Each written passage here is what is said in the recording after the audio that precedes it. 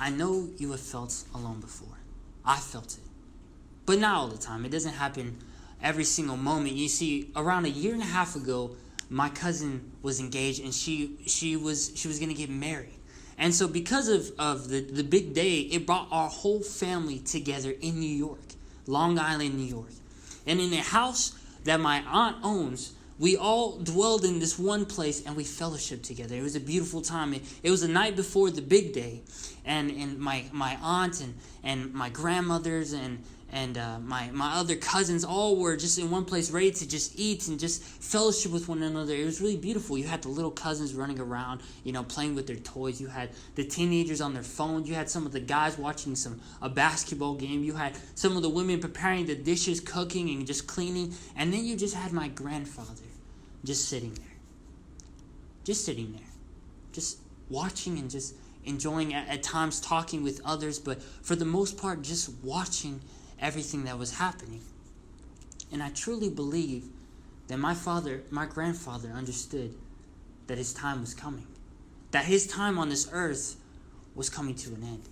And so he sees the opportunity and he stands up right before we in a sense break bread and we eat, and he stands up and he gives his grand and final speech to the family. And in this speech, he speaks about all the hardships and all the things he had to go through with his wife, my grandmother, and how they came to America, and how because of his wife, my grandmother, they were able to just overcome so many things, and because of other people's help, they were also able to overcome. And he talked about how beautiful and how wonderful it is to just see the love on each of our faces, and how he's able to see the fruits of his labor and realize that everything that he did was not for nothing. But most importantly, he gives all the glory to God. And he states, and he says that because of him, everything was possible. That because of God, they were able to overcome all the circumstances, all the situations.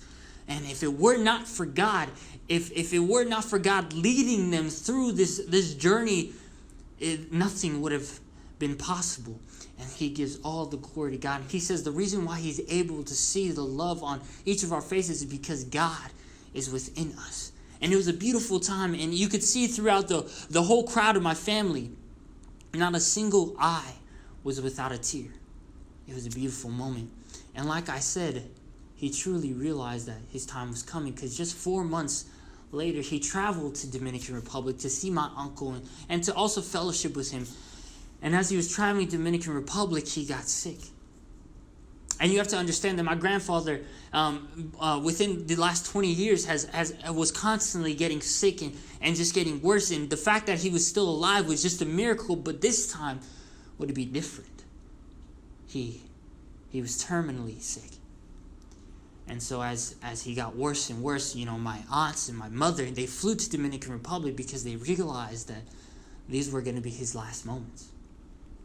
You have to understand, in Dominican Republic, the hospitals aren't the best. They honestly can care less about an old man who's sick, because in their mind, it's hopeless. It's a hopeless situation. He's going to die anyways. And so they treated him as such. They treated him as a hopeless case.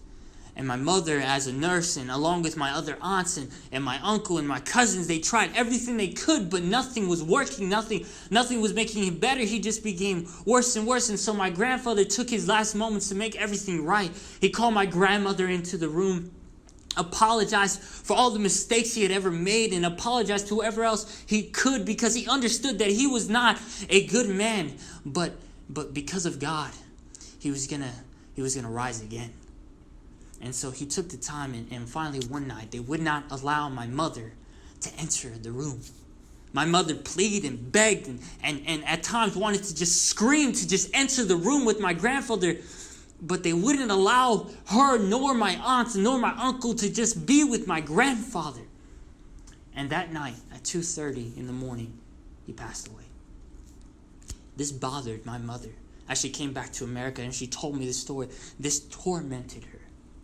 This pain to realize that my grandfather, strapped to a bed, died alone. Not a single person there to hold his hand. Not a single person there to just lay right beside him. But he died alone. And this bothered my mother. This pierced my mother's heart like nothing else. And my mother cried for days and cried for hours just thinking about how my grandfather suffered alone and finally died alone. And finally my mother took this pain and she brought it to the feet of Jesus. And she said, how could you let my father die alone? How could you let this happen? How could you actually just let him go through this by himself? And she began to cry out to God and say, how? Why?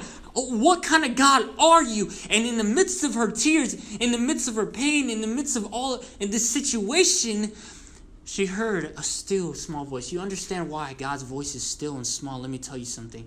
Because God does not need to yell, because he is always right beside you. You are never alone.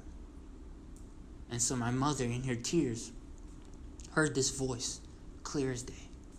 And she heard, who said he died alone? And at that moment, the tears stopped.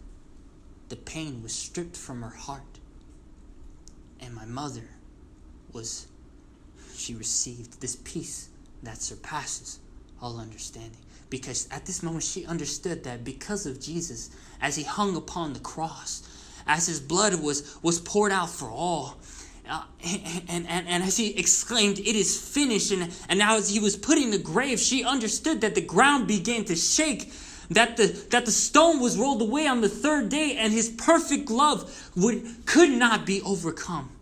And she understood as he stepped forth from the grave that death had lost its sting, and we had no longer the need to fear death, because God, because Jesus, because your God, because my God, because our God had overcome. So, because of this, though my grandfather may be sleeping at this time, one day, very soon, the first thing he will hear is the trumpet of the archangel, and his tomb, where my grandfather is laid, will begin to shake, and he will rise from the grave. And the first thing he will see is Jesus coming from the clouds of glory. And you will hear his God cry out to him, come, my good and faithful servant. My question is to you, what will you do when Jesus comes to the clouds of glory? Whether in death or in life, what will be your decision? Will you hide your face from him? Or will you stand there in awe and amazement and in happiness because your God has finally come to take you home? Brothers and sisters, Jesus is coming back. And I urge you to accept his sacrifice that he paid for all. To accept his love that he wants to share for all. Brothers and sisters, accept it. Cry out to God, for he is coming soon and he wants to dwell with you forever.